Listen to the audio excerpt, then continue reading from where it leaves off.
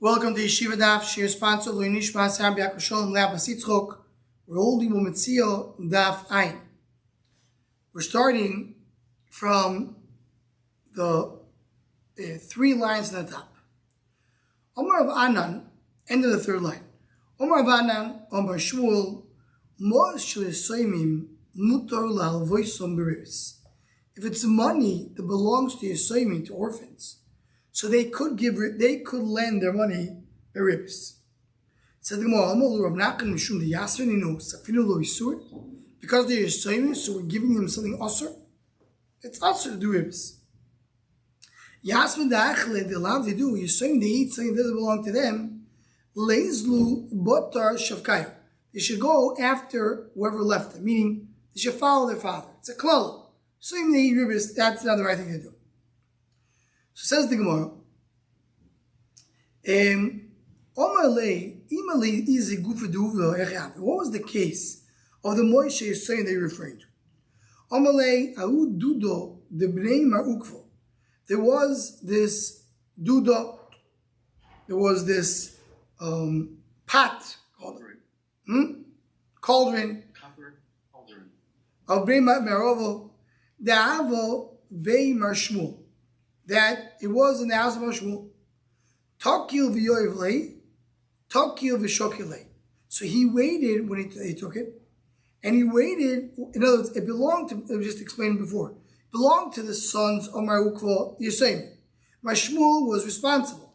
So what did he do? He waited when he take it out, and he waited when he brought it back. Right? He waited.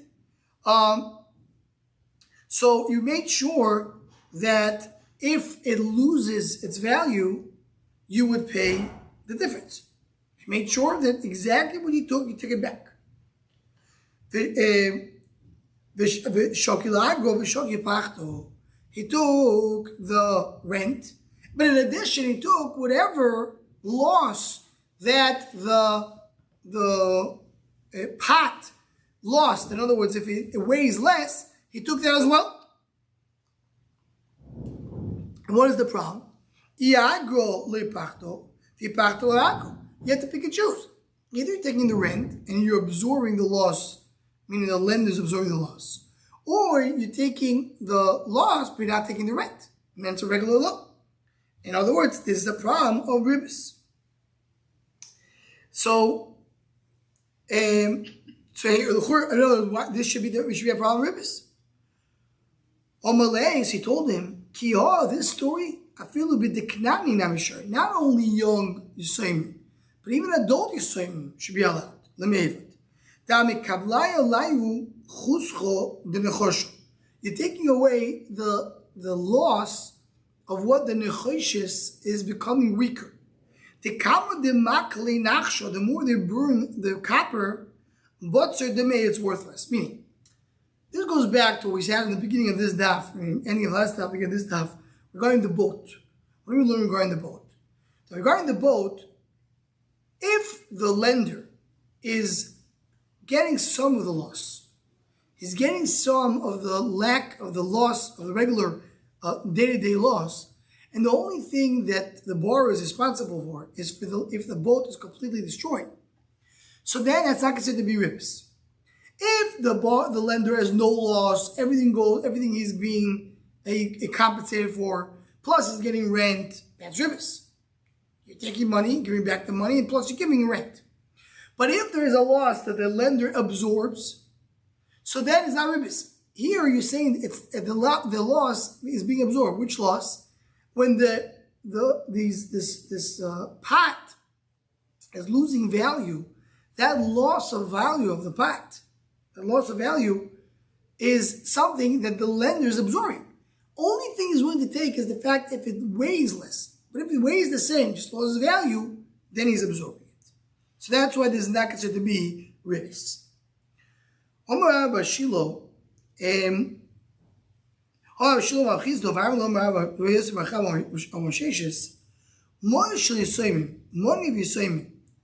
Mutar le'alvoisom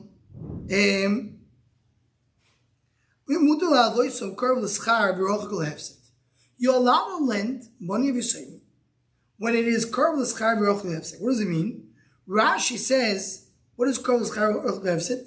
Rashi says, Karv L'Schar, they get some of the profits. They don't lose. It's not mamish ribis. Whatever their money makes, if they're older Yisayim, you can't. Not mamish ribis.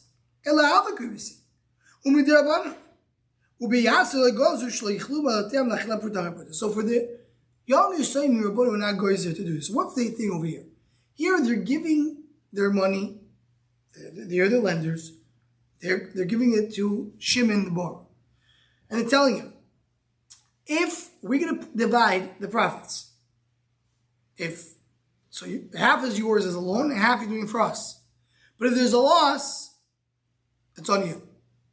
Now this is Avak Ribis, it's similar to Ribis, because they're getting, a regular person can't do this, because that's what we call Karv L'Schar V'Rochel Hefsed. You're close to reward and you're far away from a loss. Whenever you give something and the probability of you getting reward is higher than the loss, it's ribis. Because why are you getting more? Because you're giving the money to somebody else. So you're getting a benefit for the loan. That's called a ribis. But I assume you're allowed. Now the Gemara brings you the rules over here. Tanu Rabbanan. Karov L'Schar V'Rochel Hefsed. When you have Karov L'Schar V'Rochel Hefsed, so the din is, someone who does that, he's a Rosh. And we can learn the way Rashi learns it, and we'll just mention some of the questions that the Ritva has. But Rashi learns, Karov L'Schar V'Rochel Hefsed means, that's what we call the ribis. It's Avak Ribis. Someone who goes and gets more reward than Hefsed, he's a Rosh. Karov L'Hefsed V'Rochel L'Schar. But if he says, I will get more of the loss, and not as much of the benefit, he's a Chassid. Now, that's one of the questions we asked Rashi. Why is he a chassid? Isn't he a shaitan? What are you doing? You want to split the cost, so let's split half and half. Why should the lender have more losses than benefits? So the first we explain, basically, what Rashi went to say, is that this person is so careful of ribis, he doesn't want to take any risks that maybe the guy is doing him a favor, so he gives him more, he takes more responsibility for the hefset. If it's equal, the profit and the loss is equal, meaning it's the same risk at both ends. So he does call them, that's the normal way of doing business. What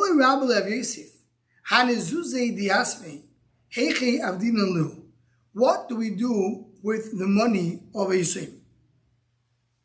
You put it in the basin. You put it in the basin will feed them. You'll use the money to feed them.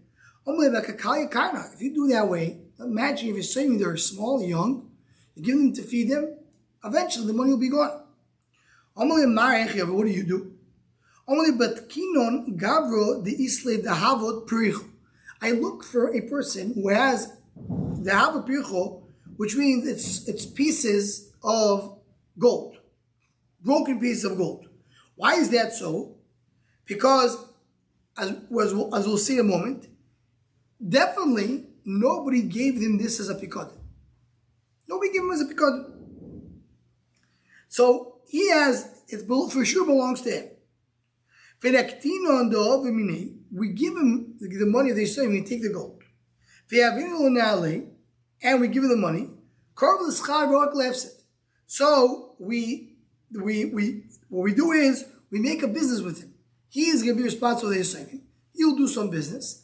They will get more reward than loss. So they'll have profit from it.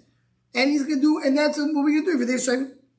You don't give them something specific. You don't buy something specific. Why? Maybe if you buy that with the money they're saving, maybe it belongs to somebody else. And it's a pikadon by this person. If you have simani, comes the owner, you will take it. Then your saving will lose. So I want to make sure that this doesn't belong to anybody else but this person. We give him the money too, and he's responsible for their saving.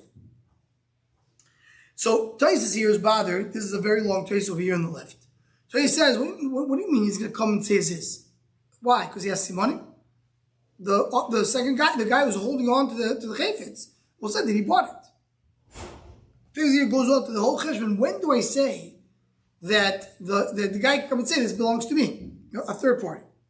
But anyway, the Gemara says the money that you're saying when I try to do it, I don't want to just use the money. Let's get somebody who is trustworthy that I know that he owns the chayfetz, and you're going to buy it for the Yeshiva, give it back to him to do a business for him. That's good if you find a person who has this gold. If you don't find it, what are you going to do? Will the money of the Yisraelim be lost? That he has the chosim with no oiri, nobody's complaining about his chosim. And he's a trustworthy man. Veshoma dino deraiso, and he listens to din deraiso. He doesn't have a cherem derabanan. We didn't give it to him for him to do a business. And Rashi says, that's what Rashi learned. Meaning you do within that business. Hi, what about maybe someone's going to come? If he's a person that he's trustworthy, there's never a problem. He does the raisa, he listens to the rabbanon. So I'm going to rely on that. That should be fine, and that's what we can try to use for the money of the Yisrael. Right. What does the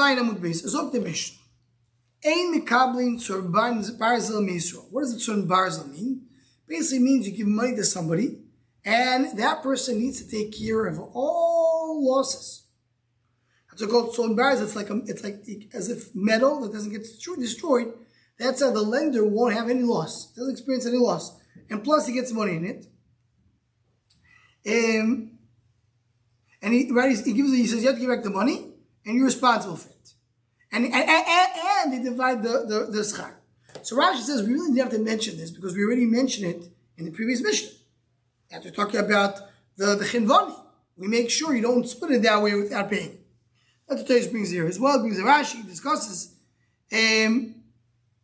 Now and Taish wants to learn. So according to Rashi, this problem of tzorn barzel Yisrael is considered to be a ribis derabon. Because you give me something to do with you, the business, that's considered to be a ribis derabon, and that's what we mentioned before. Taish has learned that this is a ribis deraisa. It's a complete ribis deraisa, and we're talking about here that person is giving a loan and getting back the loan with an extra piece. That's what tzorn barzel means. It's not he's going to do a business for him. He's actually getting a ribis, complete ribis, and that's what we're talking about. Meishu ribis. So discussion we share it's a ribis derabon and deraisa. Aval mekalin tzorn barzel minakum. You could do it for a goy. You can lend and borrow to a goy beribis. Also a goy who accepted not to do it. These are a Yisrael can lend money on behalf of a goy. Not on behalf of Yisrael, and we will explain what that in the Gemara. You want to tell me that if he does it, it belongs to the Mekabel. Because you're saying it's ribis, that means he's completely responsible for it. And he's responsible, he needs to give it back. He is the current acting owner. Someone gets a tzorn from a goy. So he's not chayv and b'chor when you have the baby is born. It's not going to b'chor. Bashra, why? Because it belongs to a goy, even though he's responsible for it.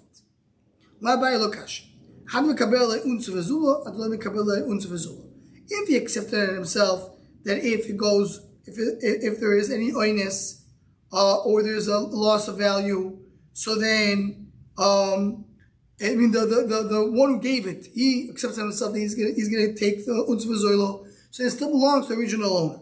But the Mishnah, he didn't accept it himself, and the borrower needs to give it completely back. If the owner accepts more than the zula, tzorn barzel, of course, that's not tzorn barzel. Tzorn barzel means it's completely metal, you have no loss. The owner doesn't have no loss. For Anthony, say for the Mekalin tzorn barzel, our Mishnah says you can do it with a goy. Leave the busy day, speak about the thing itself. Medra, more into the kibel unz v'zula. Davke, if you didn't accept unz v'zula. About kibel more unz v'zula, but if he did accept it, he's going to be responsible for it. Shovidam. So why have to go to a goy? We're talking about a case that's what tzorn barzel means. Tzorn barzel means that the owner has no loss at all. Why? By the B'choris Potem in B'chayro? If he doesn't pay, so the guy will come and take the animal. If you can't find the behemoth, he'll take the vlodos. So the nochi is involved. Whatever yad nochi is involved, you put him in b'chayro. Meaning, what the Gemara is telling us over here is that it's not because he's the owner. The borrower is responsible, he's the owner.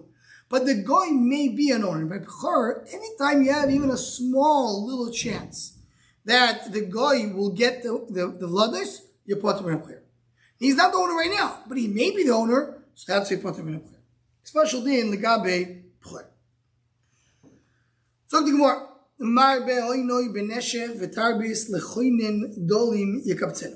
someone who increases his money with neshech and tarbis, with ribis, it will go to dalim, to poor people. What does it mean dalim? So the Vilna Gaon Mishnah explains what is Barat the Gemara. He should lose the money.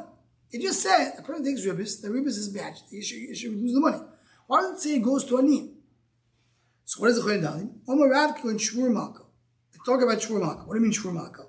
So that Shvur Malka means there was a king, the Persian king, who when poor people needed money, he gave money from the government. Omar Nachman, Omar Lihunu Lanitzucha Lafilu Ribis to Kechovi. The Chiddush over here, what's the Chiddush? Even money from a goy. Money from a goy is mutter midoraisa. Pashup Pshat is you could take from a goy ribis. But though you could take from a goy ribis, still someone who increases his money because of ribis, even from a goy, eventually he will lose it and will go to the poor. He'll go to the poor in the world. Meaning wherever he took it from, it will go back there. That's something on the first we explained. And it goes back to the anim of the goy. Says the Gemara, it says you have a ribis by a goy. My toshich loy av toshich means you should lend to a goy and take ribis. Loy toshich means that you can borrow from a goy, not lend. You can borrow with ribis. So loy saged de lavachi. What do you mean you borrow? If you want, you can borrow. What does the Torah tell me? What's a chiddush? If you say lend him, so that as Tais points out, you want to tell him, don't give him a gift. You don't want to give a gift to a guy. You have to give it to him with ribis. But if you're borrowing for him, what's the problem? Says the Gemara, the chiddush is to tell you, you could do it from a guy, but you can't borrow from Yisrael. So it says clearly in the pasuk, you're not allowed to have a loan of the ribis with your brother. To tell you have if you do it by Yisrael, but really you should not lend the guy ribis. Says the Gemara, our Mishnah, you do borrow from a guy. So when you lend them ribis, so it says clearly you could do it to a guy.